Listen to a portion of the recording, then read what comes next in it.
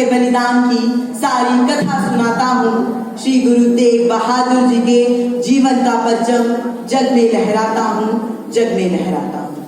आदरणीय अध्यक्ष महोदय, निर्णायक मंडल एवं मेरे प्रिय साथियों, आज मैं कक्षा 9वीं का छात्र श्री गुरु तेग बहादुर जी की शहीदी के उपलक्ष्य में अपने विचार प्रस्तुत करना चाहता हूँ।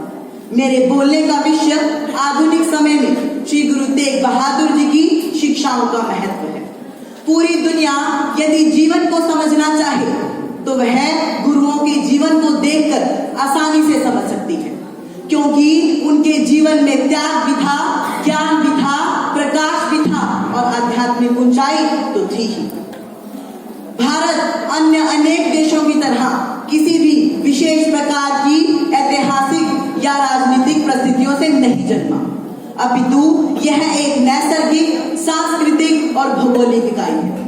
भारत में समय समय पर ऐसी विभूतियों ने जन्म लिया है जिनके वचनों और जीवन कर्मों के माध्यम से हमारे समाज को मानवता व श्रेष्ठ मानवीय मूल्यों का ज्ञान होता है। ऐसी ही एक विभूति जो कि कोहिनूर की तरह चमकती हैं, वह श्री गुरु तेग बहादुर जी हैं, जिनकी शिक्षाएं आज के समय में भी हमारे समाज के लिए अत्यंत महत्वपूर्ण है।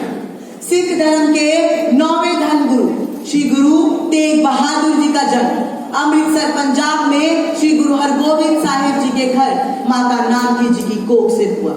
बाल्यावस्था से ही वे संत स्वरूप, गहन विचारवान, उदारचित एवं निर्भीक स्वभाव के थे। मात्र 14 वर्ष की आयु में पिता के साथ मुगलों के हमले के खिलाफ हुए युद्ध में उन्होंने अपनी वीरता का परिचय दिया और उनकी इसी वीरता से प्रभावित होकर उनके पिताजी ने उनका नाम तेग बहादुर अर्थात तलवार के धनी रख दिया।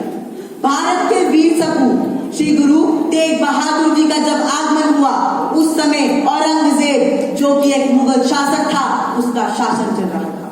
उसका शासन बड़ा ही कट्टर एवं संकीर्ण विचारों का था। लोग उसके अत्याचारों से तंग आ चुके थे। ऐसे समय में श्री गुरु तेग बहादुर जी ने जाति को, देश को व धर्म को बचाने के लिए अपने प्राणों का बलिदान दे दिया। कश्मीरी बोले परेशान है गुरुजी दहशतगर्दी से, कश्मीरी बोले परेशान है गुरुजी दहशतगर्दी से, मुस्लिम सबको बना रहा है औरंगजेब नाम नबी से। सोचा गुरु ने और कहा कि भारी कीमत चुकानी है, भारत देश मांग रहा इस समय बड़ी कुर्बानी है, भारत देश मांग रहा इस समय बड़ी कुर्बानी है। वर्तमान समय के परिवेश को देखते हुए उनकी शिक्षाओं की प्रासंगिकता साफ देखी जा सकती है। आज आवश्यक है कि हर व्यक्ति स्वहित को छोड़कर राष्ट्रहित को बढ़ावा दे। जिस प्रकार श्री गुरु तेग बहादुर जी ने हंसते हंसते अपनी कुर्बानी दूसरों के हित एवं देश के नाम कर दी थी।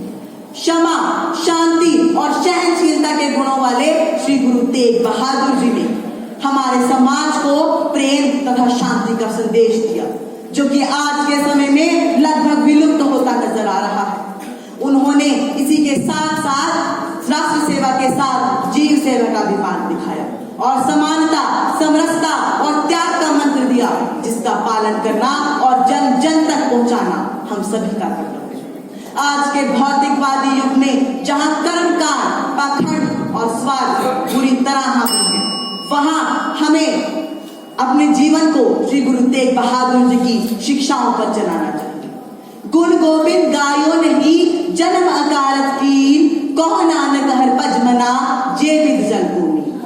गुरु जी हमें इसमें शिक्षा देते हैं कि हमारे जीवन का आधार प्रभु सिमरन होना चाहिए। हमें जो यह मनुष्य जन्म मिला है, इसका आधार हमें अपने प्रभु सिमरन को ही करना चाहिए।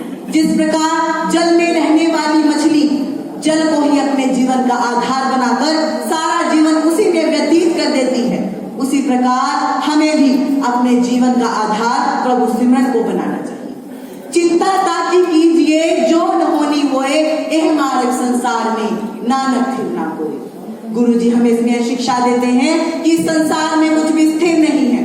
उनके अनुसार आशा, तृष्णा, काम, क्रोध जैसे अवगुणों को त्याग कर मनुष्य को एक ऐसा जीवन जीना चाहिए जिसमें मान अपमान, निंदा स्तुति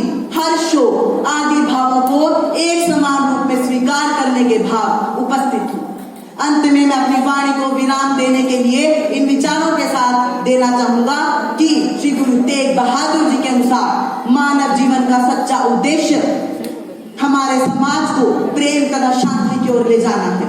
हमें श्री गुरु तेग बहादुर जी की शिक्षाओं पर चलना चाहिए और अपने समाज के लोगों को उनकी शिक्षाओं पर चलने के लिए जागरूक करना चाहिए। वाहे गुरु जी का खालसा, वाहे गुरु जी की फतेह। धन्यवाद।